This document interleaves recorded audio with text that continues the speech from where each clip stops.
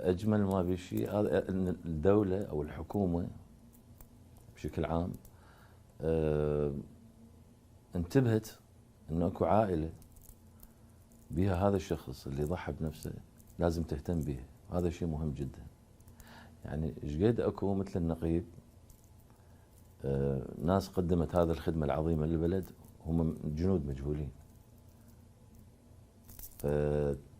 ووحده تناول هذا الموضوع يخلي شعبيته تعلى يعني بين الناس وتتعاطف معه. انا بالنسبه لي الشيء المهم هذا اللي سلطت الضوء على هذه العائله، يعني اعادت لهم خلينا نسميها حقوقهم. يعني كان شبه منسي، بدا فلان يدز عليهم وفلان يدز عليهم وحتى رئيس الوزراء يروحوا لهم يزورون يعني يتحنوا له. اي